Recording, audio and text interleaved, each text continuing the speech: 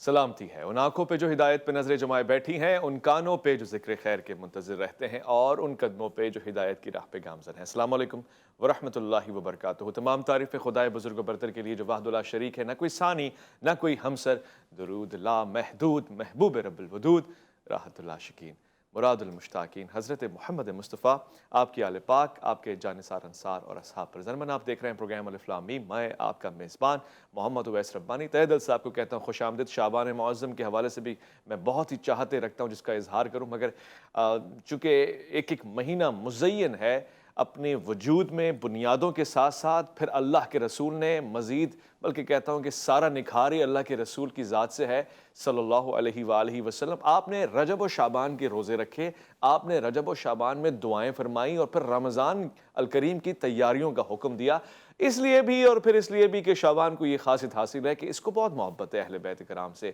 یہ ایک ایک دن کو، ولادتوں کو سمیٹ کے رکھتا ہے اپنی آغوش میں۔ میں 3 شعبان کے حوالے سے آج مزید گفتگو چاہوں گا، مگر گفتگو سے پہلے موضوع کا بھی تعارف نہیں کرواتا، صرف یہ کہنا چاہتا ہوں کہ 3 شعبان کے حوالے سے کچھ محبتیں ہیں جس کا سرنامہ بنا کے میں شاہزناں دریا خان سے گزارش کرنا چاہتا ہوں کہ کلام پیش فرمائیں۔ حضرت امام حسین، آپ پہ ہمارا سلام ہو، آپ کے نام۔ دیو مبارک علی مرتضیٰ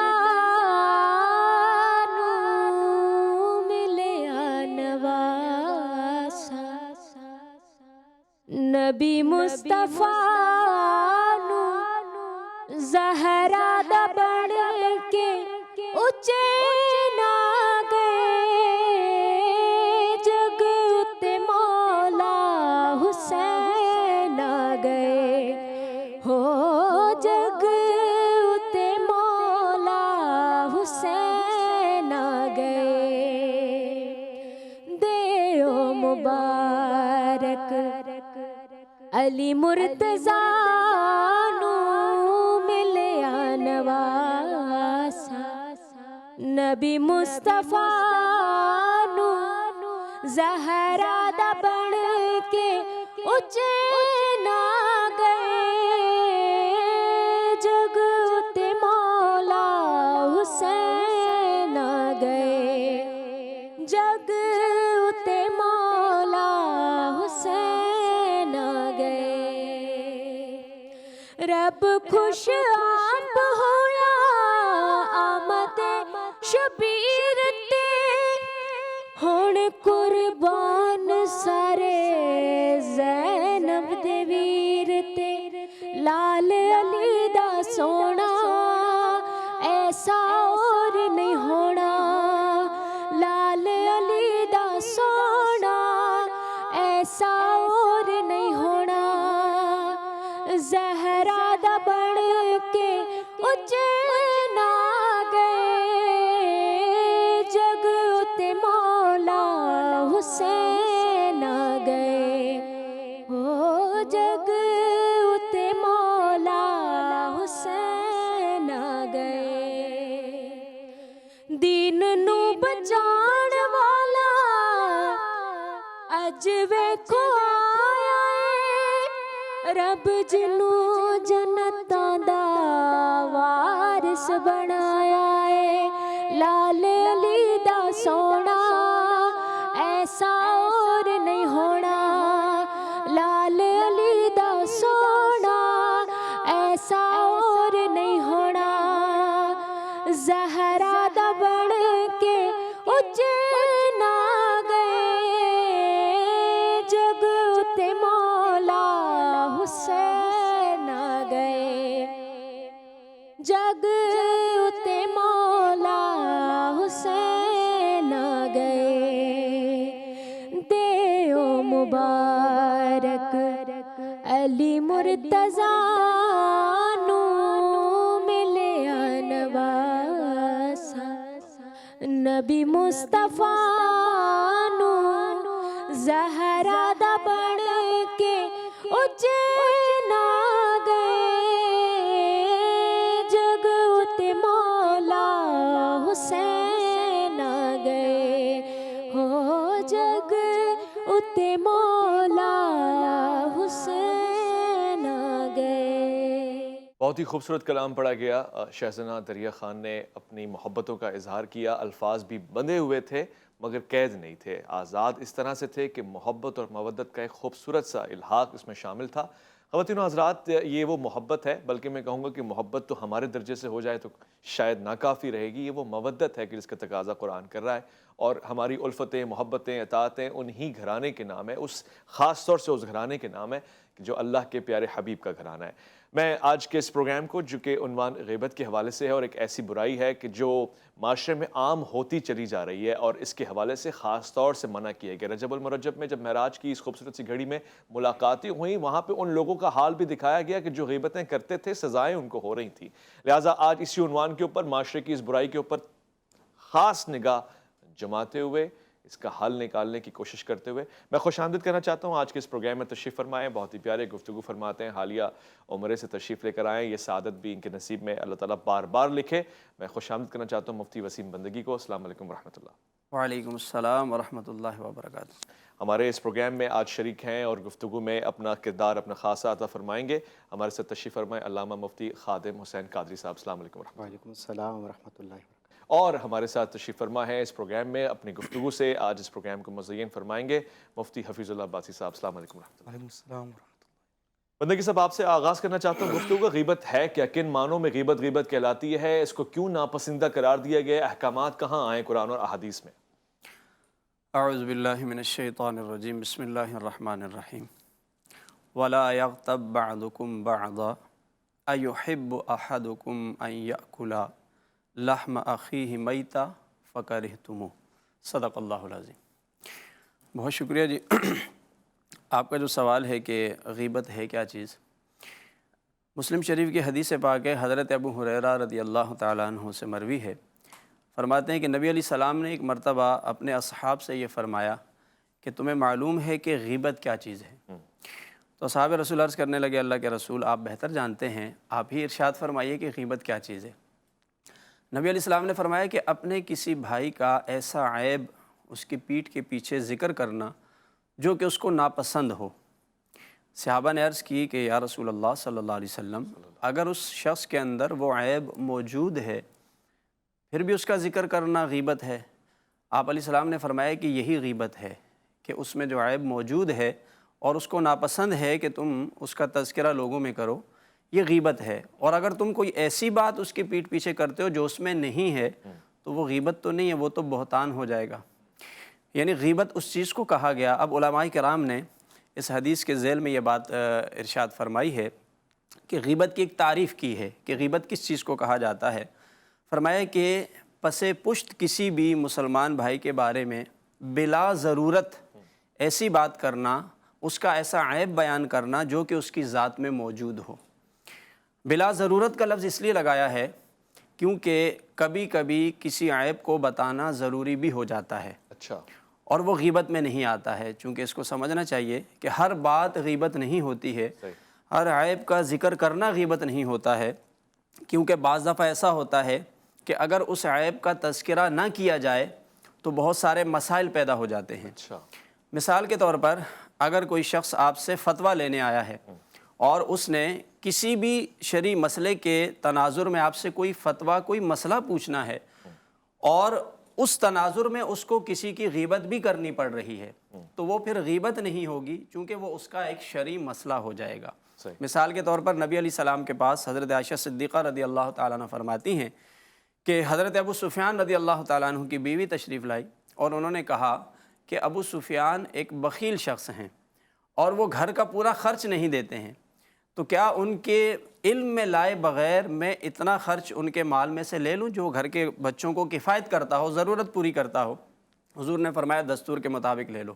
علماء نے اب اس حدیث کے تحت لکھا ہے کہ یہ اگرچہ بظاہر کسی کے بخل کو بیان کرنا یہ غیبت ہے، عیب ہے، لیکن یہاں ایک شرعی مسئلہ پوچھنے کے لیے آئی ہیں، لہٰذا جہاں بھی کوئی شرعی مسئلہ پوچھنا ہو تو وہ بیان کر دینا غیبت نہیں کہلاتا ہے. اسی طرح بعض دفعہ ایسا ہوتا ہے کہ کسی سے کوئی مشورہ طلب کیا جاتا ہے. اب مشورے کے ضمن میں بھی یہی ہے کہ اگر آپ کسی کا کوئی عیب ظاہر کر دیتے ہیں تو وہ غیبت میں نہیں آئے گا، کیونکہ مشورہ ایک امانت بھی ہے اور جب کسی سے مشورہ طلب کیا جائے تو اس کا حق بنتا ہے کہ وہ صحیح مشورہ دے دیانتداری کے ساتھ، اور مشورہ مانگنے کا مطلب بھی یہ ہوتا ہے کہ نقصان سے بچا جائے۔ گویا ہم اس کو یوں بھی کہہ سکتے ہیں، کسی کو نقصان سے بچانے کے لیے کوئی بات بتانا یہ غیبت کے زمرے میں نہیں آتا ہے۔ اچھا، چونکہ جیسے آج کل آپ دیکھتے ہیں کہ بہت زور و شور ہے ہمارے ہاں الیکشن کا، جی جی، اور ایک دوسرے کے لیے مطلب ووٹنگ کا سلسلہ جاری ہے اور کمپین چل رہی ہے، اور اس میں بہت سارے لوگ ایسے بھی ہوتے ہیں کہ جو کسی کے کچھ عیوب، کچھ ایسی چھپی ہوئی باتیں بھی ظاہر کر رہے ہوتے ہیں۔ ہو سکتا ہے اس تناظر میں کوئی کہے کہ یہ کسی کی غیبت کی جا رہی ہے۔ جی جی، اگر مسئلہ یہاں پر یہ ہے کہ کسی کو نقصان سے بچانے کے لیے کسی کے بارے میں کوئی صحیح بات بتائی جائے، بلکہ اس کو اگر میں کھل کر بات کروں تو اپنے ملک کے نقصان کو بچانے کے لیے، ملک کے ساتھ جو لوگ غداری کرتے ہیں، ملک کو جو لوگ نقصان پہنچاتے ہیں، اور جو ملکی وسائل ہیں ان کے ساتھ کرپشن یا کسی بھی ذریعے سے نقصان پہنچاتے ہیں، اگر ان میں خیانت موجود ہے تو کسی کو گائیڈ کرنا اور کسی کو ان کے عیوب اس معنی میں بتانا، کسی کے نجی اور شخصی عیوب یہاں مراد نہیں ہے، بلکہ نقصان سے بچانے کے لیے اگر بتایا جاتا ہے، کوئی مشورہ لیتا ہے کہ میں کس کو ووٹ دوں، جی، مجھے کس کو سپورٹ کرنا چاہیے، تو اگر وہ کسی کے وہ عیوب بتاتا ہے کہ جس سے وہ ملک کو نقصان سے بچانا چاہتا ہے تو یہ بھی غیبت میں نہیں آئے گا۔ ٹھیک ہو گیا۔ یہ چیزیں غیبت میں نہیں ہیں۔ اسی طرح بعض دفعہ ایسا ہوتا ہے کسی کی اصلاح مقصود ہوتی ہے، ہاں ہاں، تو اگر اصلاح کرنے سے کسی عیب کو بیان کیا جائے تو وہ غیبت میں نہیں آتا ہے۔ حضرت علی کرم اللہ وجہ الکریم فرماتے ہیں، نبی علیہ السلام نے ایک مرتبہ ایک لشکر روانہ کیا، اس کا ایک امیر بنایا، تو جو امیر تھے انہوں نے ایک موقع پر اپنے لشکر والوں سے کہا کہ آگ جلائی اور اس میں کود جانے کا حکم دے دیا۔ اب لوگوں کا آپس میں اختلاف ہوا، بعض نے کہا کہ امیر کا حکم ہے کود جاتے ہیں، بعض نے کہا نہیں کودتے ہیں۔ جب واپس آئے تو نبی علیہ السلام کے سامنے اپنے امیر کا ذکر فرمایا۔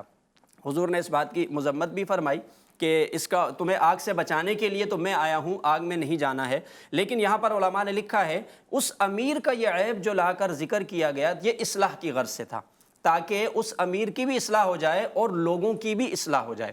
اسی طرح اگر کسی جگہ پر کوئی کسی کو نقصان پہنچانے کا اندیشہ ہے، اس نقصان سے بچانے کے لیے بھی کسی کا عیب ذکر کر دیتے ہیں تو غیبت میں شمار نہیں ہوتا۔ بالخصوص بعض دفعہ کوئی شخص مظلوم ہوتا ہے، کسی پر ظلم ہو جاتا ہے، تو اگر کوئی مظلوم شخص ہے اور وہ اپنے آپ سے ظلم دور کرنے کے لیے ظالم کی بات کرتا ہے، اس کے عیوب بتاتا ہے، تو یہ چیزیں بھی غیبت میں شمار نہیں ہوتی ہیں۔ یہ سب چیزیں غیبت میں شمار نہیں ہوتی۔ مفتی صاحب نے ایک لمبی فہرست بتا دی ہے کہ جس کے ذریعے ہم یہ کہہ سکتے ہیں کہ یہ کیا ہے تو وہ غیبت نہیں، مگر اسی فہرست میں ہم ایک کالم ایڈ کریں گے کہ پھر کیا کیا چیزیں ہیں جو غیبت میں شمار ہوتی ہیں، جن سے سرن گناہ ملتا ہے اور بڑی سخت سزا بھی اس کی ہے۔ آگے چلوں گا، ایک مختصر وقفہ ہے، لوٹ کر آئیں گے۔ الف لام میم میں آپ کا انتظار۔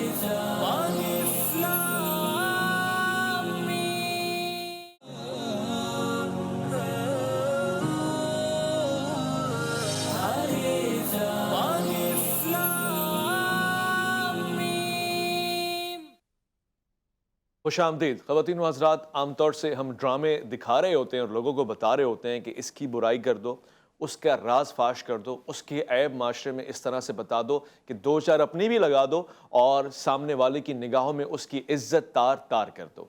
ان برائیوں کو دین نے واقعاً برائی اور معاشرے میں ایک عیب کے طور سے پیش کیا ہے۔ اب یہ کسی میں بھی ہو، کوئی عالم ہو، کوئی فاضل ہو، کوئی جاہل ہو، وکیل ہو، جج ہو، یہ برائی ہی کہلائے گی۔ اور اس سے فائدہ کس کو ہوگا؟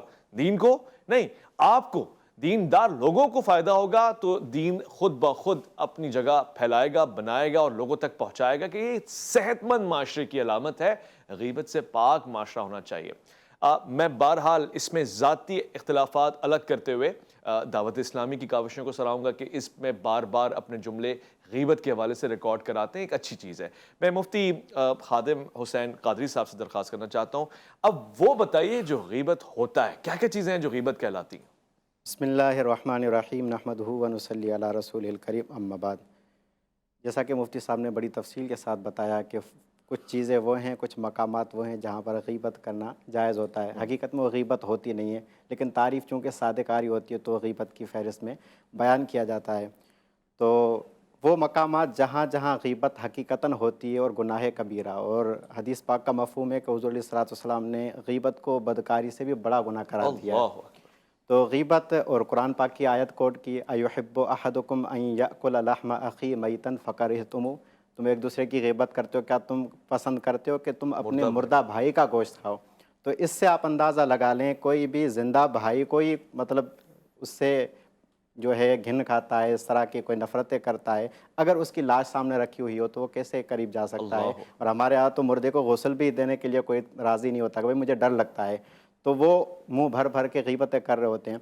और गीबत इस तरह आम हो गई है कि अब हमें वो गीबत लगती नहीं है। जी कॉमेडी के नाम पर कितनी बड़ी गीबत की जा रही है, मेमेकरी के नाम पर कितनी बड़ी गीबत की जा रही है, किसी के बोलने का मजाक उड़ाया जा रहा है, किसी के कद काठ का मजाक उड़ाया जा रहा है, किसी के चलने का स्टाइल बताया जा रहा है, किसी के मतलब मुख्तलिफ़ किस्म के उसके जो बुरे औसाफ होते हैं या हकीकत में बुरे नहीं होते, लेकिन उसको इस तरह पेश किया जाता है कि सामने वाले की दिल आज़ारी हो रही होती है। तो कसरत से हमारे यहाँ गीबत की जा रही है। अगर इसके ख़िलाफ़ कोई, जिस तरह आपने दावत इस्लामी का नाम लिया, तो उन्होंने एक बाकायदा कैंपेन चलाई, जी बिल्कुल, कि गीबत के ख़िलाफ़ जंग जारी रहेगी। तो ये बेहतरीन अमल है, इसको प्रोमोट करना चाहिए, इसको सराहना चाहिए। अगर हम सारे जो महराब मिंबर के वारिस हैं वो बयान करें और लोगों को बताएं कि ये भी जो गीबत है इसका शुमार भी गीबत के अंदर होता है, तो इंशाअल्लाह अवाम इससे इज्तनाब करेगी। बिल्कुल ऐसी है तबलीगी जमात में, ये मैंने देखा है, जहाँ काफ़ी सारी बुराइयों के ऊपर निगाह होती है कि ये नहीं करें वो नहीं करें, गीबत के हवाले से भी वो दर्स व तदरीस का सिलसिला जारी रखते हैं। अब आपसे एक सॉलिड सवाल पूछ रहा हूँ, गीबत के जो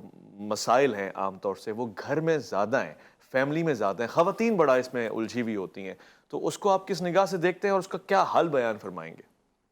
बिस्मिल्लाहिर्रहमानिर्रहीम। जैसे कि अल्लाह ताला का फरमान है, वला यग़्तब बाज़ुकुम बाज़ा, कि तुम में से कोई एक दूसरे की गीबत न करे। तो कुरान मजीद, कुरान और हदीस ने तमाम मुआशरे की बुराइयों को मना कर दिया कि जितनी भी चीज़ें जहाँ पर इस्लाम ने अहकामात का हुक्म दिया और अमर बिल मारूफ़ का हुक्म दिया, वह नहीं अनिल मुनकर का भी कहा, भलाई का जहाँ पर हुक्म दिया वह बुरी चीज़ों से मना भी फरमाया।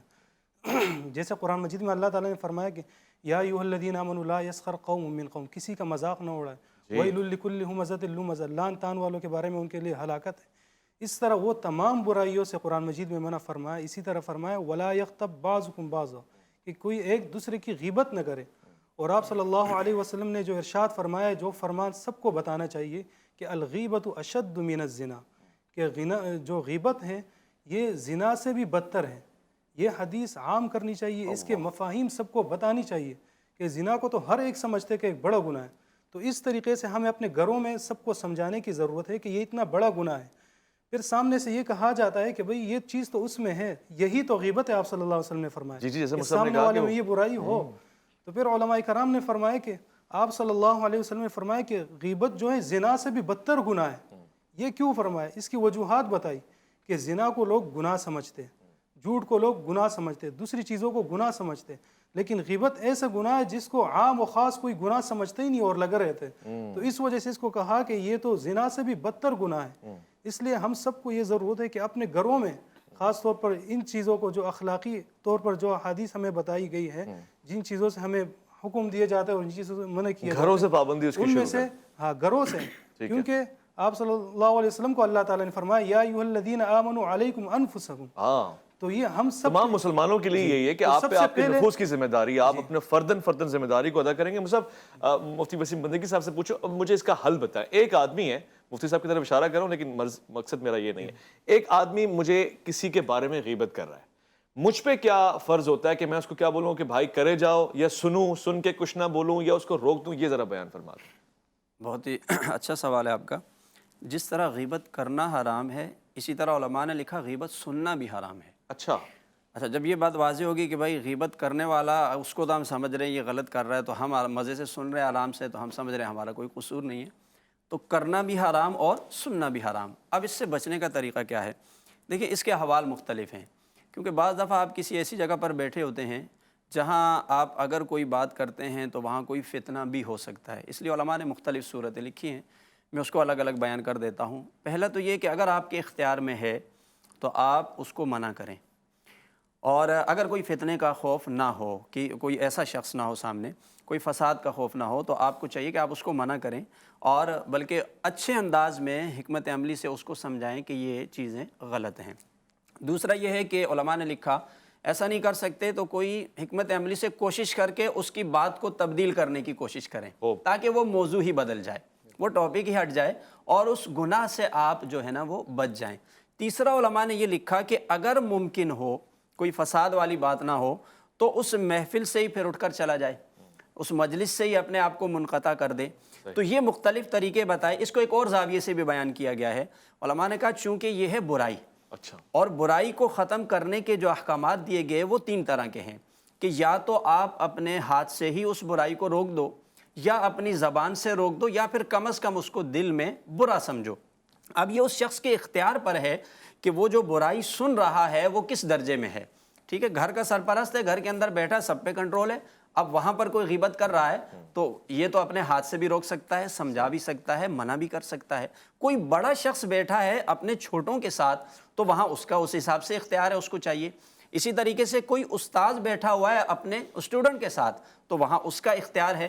گویا کہ جتنا اختیار آپ کے پاس ہے آپ کو چاہیے آپ اس غیبت کو سننے سے بھی بچیں۔ اصل میں تو یہ برائی ختم کرنا ہے نا، جس طرح بولنے سے آپ نے رکنا ہے اسی طرح سننے سے بھی رکنا ہے۔ اس کو ختم کرنے کے لیے جس شخص کو جیسا پلیٹ فارم مل جائے وہ اس کو دور کرے۔ ایک بات علماء نے یہاں پر یہ لکھی ہے کہ اگر ممکن ہو تو جس شخص کی غیبت کی جا رہی ہے اگر وہ صحیح شخص ہے، اچھا صالح پرہیزگار ہے تو اس کا دفاع بھی کرنا چاہیے۔ یعنی اگر آپ ایسے شخص ہیں کہ اس کا دفاع کر سکتے ہیں تو آپ پر لازم ہے، فرض ہے کہ آپ اس کا دفاع کریں، اور دفاع کرنے کا طریقہ یہ ہے کہ آپ اس کے محاسن بیان کریں، اس کے اچھے اوصاف بتائیں۔ حدیث پاک کے اندر بڑی بشارت آئی ہے اس کے اوپر۔ میں اپنے تمام مسلمان بھائیوں سے یہ کہنا چاہوں گا کہ غیبت کو ختم کرنے کا ایک طریقہ یہ حدیث پاک بھی ہے کہ آپ نے سن لیا کرنا حرام، سننا حرام، تو ختم کرنے کے لیے اس حدیث پاک کو سامنے رکھ لیں۔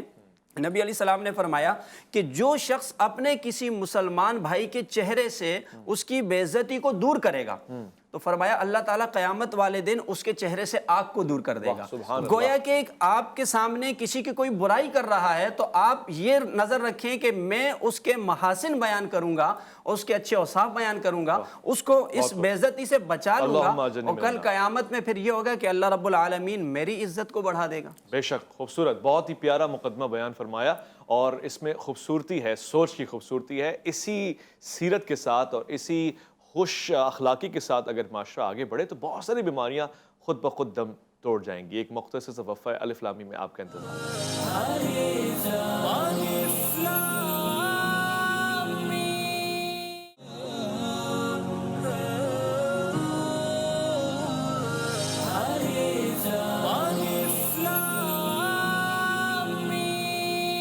خوش آمدید۔ الف لام میم میں اس وقت غیبت کے عنوان سے بحث جاری ہے، اور بحث نہیں ہے بلکہ محاسن بیان کیے جا رہے ہیں اس کیفیت کے کہ جب کسی کے سامنے غیبت ہو رہی ہو تو وہ کیا کرے، اور اس کے محاسن جس شخص کی غیبت ہو رہی ہے اور وہ اس کے اندر نہیں پائی جاتی ہے تو پھر کس طرح سے پیش آئے۔ مزید بھی کچھ کیسز میں رکھتا ہوں علماء کرام سے استفادہ کرنے کے لیے، اور علامہ مفتی خادم حسین قادری صاحب سے پوچھنا چاہتا ہوں۔ مثال کے طور پہ زید کی میں نے غیبت کی ہے، پھر مجھے احساس ہو گیا، ندامت ہے، میں اس سے رجوع کرنا چاہتا ہوں، توبہ کرنا چاہتا ہوں، اب مجھ پہ کیا فرض ہے؟ میں جاؤں زید کو بتاؤں کہ میں نے تمہاری غیبت کی تھی بھائی مجھے معاف کر دو، یا میں اس کے محاسن جا کے بیان کر دوں؟ اصل اچھا عمل کیا ہوگا؟ اس کی 2 صورتیں ہیں کہ اگر پہلے سے زید کو پتہ ہے کہ آپ نے ان کے بارے میں اس طرح کی بات کی ہے تو اس کی توبہ تو بھلے آپ کر لیں پھر بھی معافی نہیں ہے جب تک آپ زید کو منا نہیں لیتے، اچھا، اس سے معافی نہیں طلب کرتے، پھر اس صورت میں آپ کی توبہ قبول ہوگی۔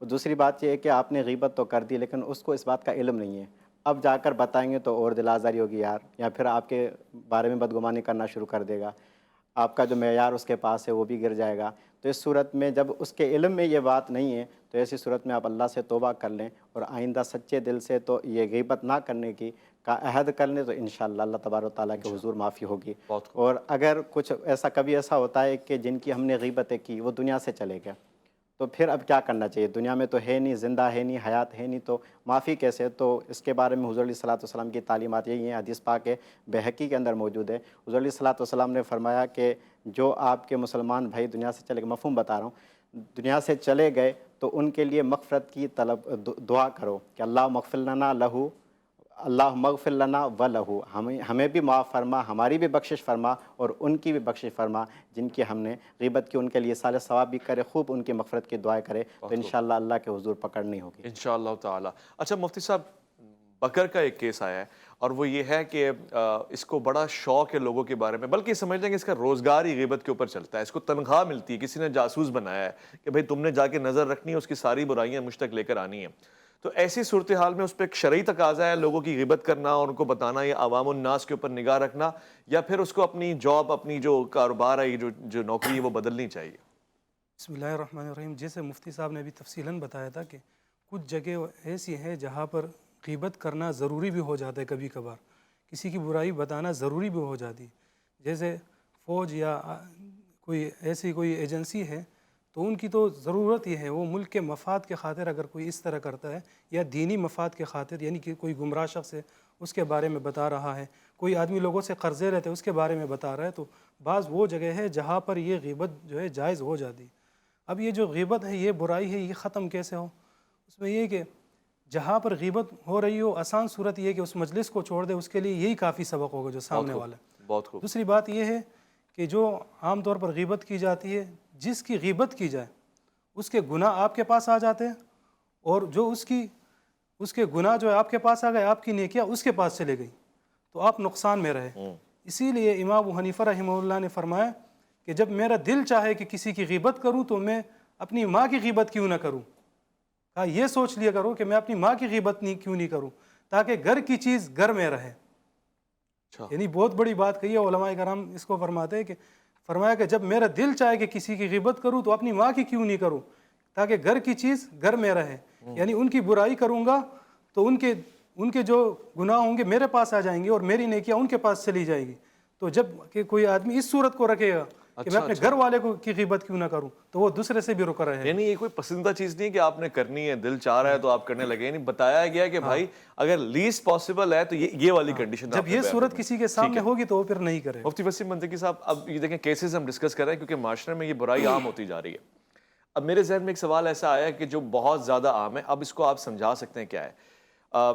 ایک شخص ہے زید، اور اس کے لیے میں نے یہ کہہ دیا جو مجھے کم معلومات تھی، یا میں نے خود سے غلط گمانی یا غلط بیانی کر دی کہ فلاں جو ہے وہ قادیانی ہے، اور وہ نہیں ہے. اب مجھے پتہ بھی لگ گیا ہے، تو اس کا میں کیسے اس کا خلاصہ کر سکتا ہوں؟ اس کے بارے میں یہ غیبت میں شمار ہوگا یا کوئی اور برائی ہے؟ دیکھیں، اس کے لیے الگ الگ اصطلاحات ہیں. ایک غیبت کا لفظ آتا ہے، ایک قرآن میں افک کا لفظ آیا ہے، ایک بہتان کا لفظ ہے. اب غیبت تو جیسے شروع سے بھی عرض کیا ہے کہ اگر کسی میں کوئی عیب موجود ہے اور اسے ناپسند ہے کہ میری یہ بات ذکر کی جائے اور آپ نے کر دی بلا ضرورت، تو وہ غیبت میں چلا جائے گا. اور اگر اس شخص میں کوئی عیب تھا ہی نہیں اور آپ نے ذکر کر دیا، یہ تو بہتان ہو جائے گا. اور ایک جس طرح کی صورتحال آپ نے کہی کہ مجھے یقینی طور پر معلوم ہی نہیں ہے، تو اس کو افک کہا جاتا ہے. یعنی سنی سنائی بات کو آگے پھیلا دینا اور سنی سنائی بات کو آگے پہنچانا. اور حدیث پاک میں بڑی مذمت آئی ہے اس کی کہ کسی شخص تحقیق کر لو. جی کسی شخص کے جھوٹا ہونے کے لیے یہ کافی ہے کہ وہ سنی سنائی بات کو آگے پھیلا دیتا ہو. اس پہ 80 کوڑے کی سزا بھی ہے؟ نہیں، بہتان بازی پہ نہیں، اس پہ سزا نہیں ہے. وہ تو جو سزا والا ہے وہ حد قذف کہلاتا ہے. وہ کسی پر زنا کی تہمت لگانا ہے، وہ خاص اس کے ساتھ ہے، وہ حدود کے اندر آتا ہے. اس میں تو بس اس کی مذمت آئی ہے. اور دوسرا یہ کہ جس طرح آپ نے سوال میں کہا کہ اب اسے معلوم ہو گیا تو کیا کرے.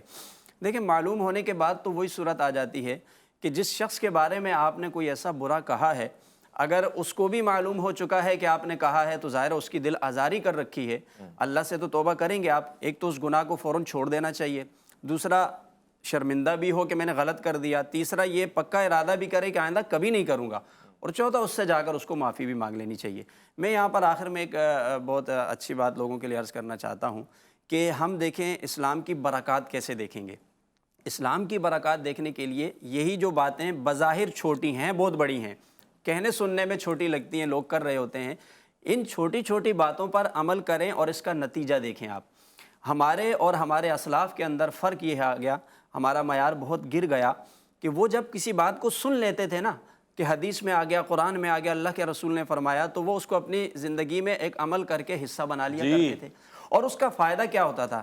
امام بخاری کے بارے میں آتا ہے، آپ خود فرماتے ہیں میں نے جب سے یہ حدیث سنی ہے کہ غیبت نہیں کرنی چاہیے، فرماتے ہیں میں نے ساری زندگی غیبت نہیں کی ہے. اچھا، اس عمل کا فائدہ دیکھیے. اس عمل کا فائدہ یہ ہوا کہ جب آپ کا وصال ہوا، آپ کے بہت سے عمل تھے، لیکن کسی ایک عمل کو اپنانے پر اللہ تعالیٰ بڑا اجر اور مقام دیتا ہے. آپ کی جو قبر مبارک تھی اس سے مدتوں تک خوشبو آیا کرتی تھی، اور ایسی خوشبو آتی تھی کہ پورا علاقہ مہکتا تھا. علماء نے لکھا ہے کہ یہ وہ آپ کے عمل کی تاثیر تھی. دیکھیں فن حدیث ایک الگ چیز ہے کہ آپ کسی فن کے ماہر تھے لیکن ساتھ میں آپ کا اخلاص تھا، کیا بات؟ ان احادیث پر آپ کا عمل تھا. تو یہ باتیں بہت سارے لوگوں کو معلوم ہوتی ہیں کہ اسلام کیا کہتا ہے، لیکن ضرورت اس بات کی ہے کہ آپ اس پر عمل کر کے دیکھیں. بہت پیارا. ایک تو آپ لوگوں کی نظر میں بھی اچھے بنیں گے کیونکہ ظاہر ہے آپ ایک عیب سے برائی سے پاک ہوتے ہیں. نمبر 2 یہ کہ اللہ کی بارگاہ میں مقام بلند ہوگا. تیسرا پھر آپ کو اس عمل کی برکت ملنا شروع ہو جائے گی، پھر آپ کی زندگی میں سکون آنا شروع ہو جائے گا، گھروں میں خیر اور برکت آئے گی، اطمینان قلب ملنا شروع ہو جائے گا. یہ جن باتوں کو ہم نظر انداز کر رہے ہیں انہی باتوں کی وجہ سے شاید ہم بہت سے مسائل کا شکار ہیں. ہمارا معاشرہ افراتفری کا شکار ہے، ہمارے گھروں میں بے سکونی ہے، ہمارے کاروبار میں نقصان ہے. اس کے پیچھے یہی وجوہات ہیں. اب دیکھیں اسلامی ریاست ہے پاکستان، یہاں پر کتنی بڑی تعداد میں مسلمان رہتے ہیں، ہر وقت اذان بھی ہو رہی ہے، نماز بھی ہو رہی ہے. میرے خیال سے جو کمی ہے نا وہ انہی چھوٹی چھوٹی باتوں میں ہے. جی کہ معاشرے میں جب ہم باہر نکلتے ہیں نا تو اسلام کا پتہ ہے لیکن اسلام پر عمل نہیں ہے، وہ دیانتداری نہیں ہے، وہ امانت اور صداقت نہیں ہے ہمارے اندر، اور ان باتوں پر عمل نہیں ہے. دوسروں کی برائی کرنے کو برائی نہیں سمجھتے ہیں اور اس کا نتیجہ یہ ہوتا ہے کہ پھر ہم معاشرے میں اس کے نقصانات دیکھتے ہیں، پھر ہم اس کی بہت ساری خرابیاں دیکھتے ہیں، پھر ہم خود بہت سارے مسائل کا شکار ہو جاتے ہیں. اس لیے بہت اہم ہے کہ جب یہ بات ہمیں پتہ چل جاتی ہے تو ہم ابتدا اپنی ذات سے کریں کہ بھائی یہ پتہ چل گیا، اب اسی پر ہمیں عمل کرنا ہے. اصحاب رسول کا یہ طریقہ تھا. حضرت عمر فاروق رضی اللہ تعالیٰ عنہ کی بات یاد آ گئی. آپ فرماتے ہیں کہ ان کے زمانے میں عبداللہ بن مسعود رضی اللہ تعالیٰ عنہ روایت کرتے ہیں کہ جب ہم قرآن کی کوئی آیت پڑھتے تھے، سیکھتے تھے، ہمارا کام یہ ہوتا تھا کہ پہلے آیت کو پڑھنا سیکھتے، پھر ہم اس کا مفہوم سیکھتے اور پھر ہم اس پر عمل کرتے. فرماتے 10 آیات کا یہ سلسلہ رکھتے تھے، جب تک عمل پورا نہیں ہوتا تھا تو نیا سبق نہ لیا کرتے تھے. آج ہمارے پاس علم کے ذرائع بے شمار ہیں، ہمارے پاس بہت سے پلیٹ فارم موجود ہیں، ڈیجیٹل پلیٹ فارم ہیں، ہر ذریعے سے احادیث روز آ رہی ہیں، فارورڈ ہو رہی ہیں، نئی نئی باتیں پتہ چل رہی ہیں، روزانہ کلپ وائرل ہو رہے ہیں، لیکن ہم عملی طور پر معاشرے میں دیکھتے ہیں ہمیں کچھ بھی نظر نہیں آتا ہے. تو اگر ہم یہ چاہتے ہیں کہ اسلام کی برکات ملیں اور ایک خوبصورت ہمارے معاشرے کے اندر ایک حسن پیدا ہو جائے، اتفاق کی ایک فضا پیدا ہو جائے اور اللہ تعالیٰ کی رحمتیں برسنا شروع ہو جائیں، ہم اتنے مسائل سے باہر نکل آئیں. ہمارا ملک اس وقت کن حالات سے گزر رہا ہے، میں سمجھتا ہوں کہ اس سے زیادہ برے حالات پہلے ہم نے نہیں دیکھے ہیں. ہر چیز کی تنگی پیدا ہو گئی. یہ تنگ دستی کب پیدا ہوتی ہے؟ یہ اللہ کی رحمت سے محرومی کب پیدا ہوتی ہے؟ جب آپ کے اندر خیانت پیدا ہو جاتی ہے، جب آپ اسلام سے جو ہے نا دور ہونا شروع ہو جاتے ہیں، آپ اپنے عمل سے دور ہونا شروع ہو جاتے ہیں، تو پھر آپ کے معاشرے میں خرابیاں پیدا ہو جاتی ہیں اور آج ہم اس کا سامنا کر رہے ہیں اور ان برائیوں سے نبرد آزما ہو رہے ہیں اور فردن ہمارا کردار منفی ہے. اس کے تاثرات بھی آپ دیکھ رہے ہیں، تاثیر بھی دیکھ رہے ہیں، نتائج بھی آپ دیکھ رہے ہیں. اور اسلام اگر مجھ سے آپ پوچھیں نا کہ ڈیفینیشن کیا بیان فرماتا ہے، ویسے تو وہ کہتا بھی ہے کہ وہ کہتے ہی کیوں جو کرتے نہیں ہو. اور اس سے پہلے اس نے یہ سوال بھی رکھا ان لوگوں کے لیے جب اس نے کہا قالت الاعراب، اس نے کہا کہ یہ لوگ کہہ رہے ہیں نا کہ دعویٰ کہ ہم ایمان لے آئے، ان سے کہو کہ نہیں ایمان لے آئے، اسلام لے آئے. یعنی وہ قول اور فعل میں تضاد نہیں دیکھنا چاہتا. مسلمان یہی ہے کہ جو وہ کہے وہ کرے. اگر ہم سنتے ہیں، پڑھتے ہیں، علم حاصل کرتے ہیں کہ غیبت گناہ ہے اور سخت ناپسند ہے، اور مفتی صاحب نے جس طرح سے بیان فرمایا کہ زنا سے زیادہ خطرناک بیان ہوا، تو پھر یہ چیز اتنی عام کیوں ہے؟ اس کا مطلب ہے کہ ہمارے قول و فعل میں تضاد آتا جا رہا ہے اور اسے ہم نے روکنا ہے. میں شکر گزار ہوں مفتی وسیم بندگی صاحب کا کہ آپ تشریف لے کر آئے. انتہائی شکر گزار ہوں علامہ مفتی خادم حسین قادری صاحب کا کہ آپ تشریف لے کر آئے، اور مفتی حفیظ اللہ باسی صاحب کا آپ کی تشریف آوری کا. خواتین و حضرات، عزیزان میں آپ کا شکریہ ادا کرتے ہوئے آپ سے اجازت چاہوں گا، اور میری آپ سے صرف اور صرف اتنی درخواست ہے، اپنے آپ سے آج سے پچھلی زندگی میں غلطیاں ہوئی ہوں گی، ہوتی ہیں، ہوتی آئیں گی، مگر میں آج سے ارادہ کر لوں کہ میں غیبت سے کم پروردگار کی پناہ میں آنا چاہتا ہوں، اور اس کے بندگان سے، یعنی وہ جو بندے ہیں، جو اس کی مخلوق ہیں جس کے لیے وہ کہتا ہے میرا کنبہ ہے، ان کے بارے میں اپنی زبان درازی سے احتیاط کروں. شب معراج ایک ایسی بھی قوم دیکھی گئی کہ جن کو بہت برے عذاب میں مبتلا پایا. اللہ کے پیارے رسول فخر موجودات رحمت للعالمین نے استفسار کیا، پوچھا جبرائیل یہ کون لوگ ہیں؟ تو حضرت جبرائیل آپ پہ ہمارا سلام فرمایا یہ وہ لوگ ہیں جن کی زبانیں بہت چلتی تھیں اور لوگوں کے بارے میں چلتی تھی اور غلط چلتی تھیں، لہٰذا مالک کو پسند نہیں ہے تو پھر مملوک کو بھی احتیاط کرنی چاہیے. اللہ کی امان میں ویس ربانی کو دیجیے گا اجازت.